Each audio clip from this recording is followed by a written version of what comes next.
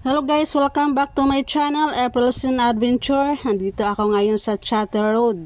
Celebration ng 127th Independence Day of the Philippines. Enjoy watching!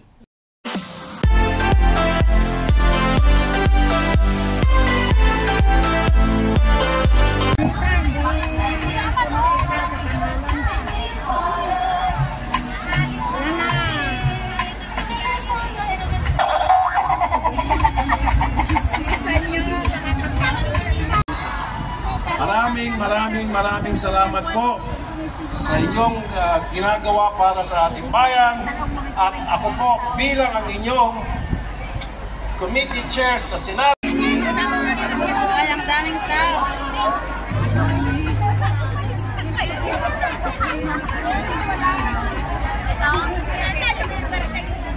Ano, mag-i-impento na naman ako ng panibagong password? Hindi dapat password.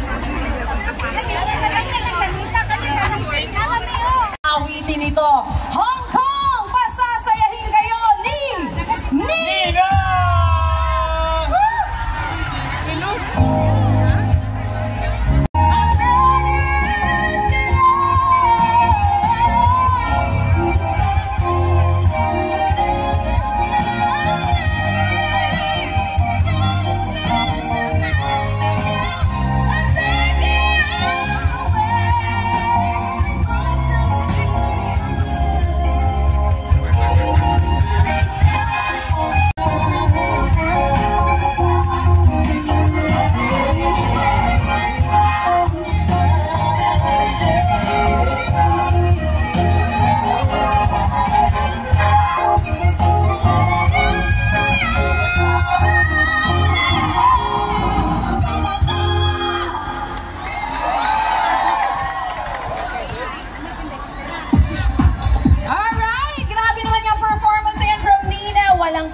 Grabe, marami na pangangan sa ating mga kapatid at ating mga kabayan. Walang kakupas-kupas mula noon hanggang ngayon. Pati ako napanganga eh.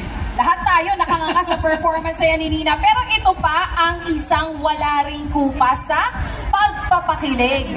Kasama ni Nina to sa ASAP Sessionistas. Wow, parang kilala ko na yan. Sige nga, ano yung mga songs na pinasikat niya? Alam nyo na to, Hong Kong! Nandito po ngayong hapon para pakiligin ang ating mga minamahal na OFWs, the one and the only Mr. Richard Poon! Richard! Hello po! DJ Chacha. Thank you very much! Thank you so much, Mr. Richard Poon! Palakpakan po natin, mga kapatid. Maraming salamat na Big Bang Crew na Richard Poon. At ako, marami sa ating mga kababayan dito sa Hong Kong na talagang ito talaga ang inaabangan.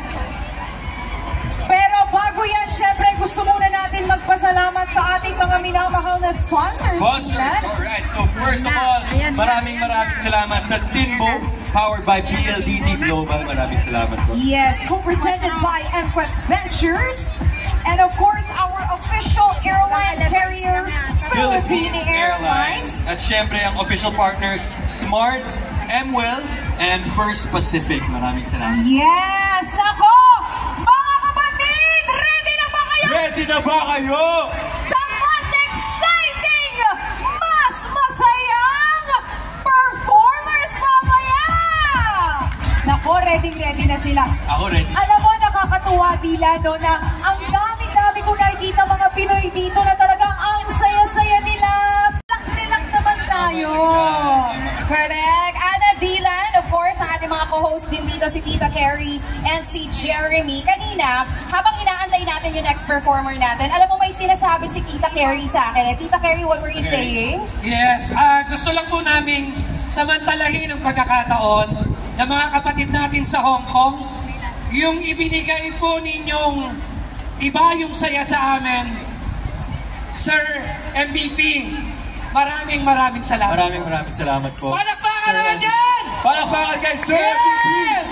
Alam mo, sabi kanina sa akin ni Tita Carrie,